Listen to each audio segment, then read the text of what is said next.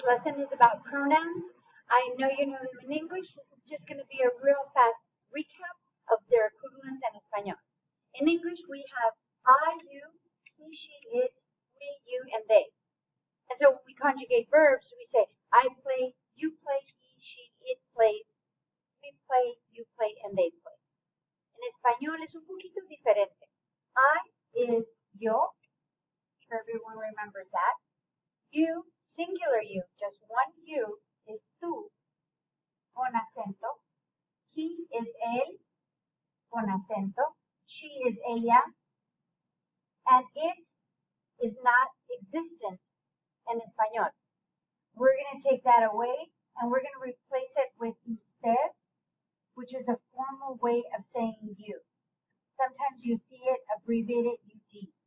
And that is a you, just one person, but it is formal. We also have the we, which is nosotros. We have the you, which is a plural you. So if I stand in front of the class and I say, did you do your homework? I'm talking to everyone. It's more than one person. It is a plural you. And that is ustedes. They is also feminine and masculine. So it's ellos or ellas. Got that? I know it's a little hard to see with a reflection there, but hopefully it's triggering your memory on those. So when you're conjugating verbs, this usually goes in front of the verb. If you're really good at conjugating verbs, you don't have to add anything.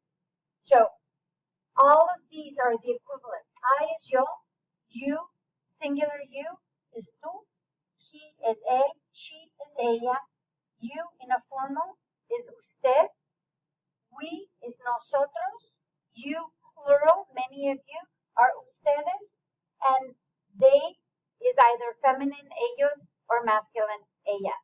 We have one more here in español, and that is called vosotros. That is used almost exclusively in Spain. So you will be learning it, but you won't be tested. There's no quizzes on there. It's just my responsibility to make sure that you're aware of the vosotros. And that's kind of saying like y'all, people like are in the South, how y'all doing? That's vosotros, okay?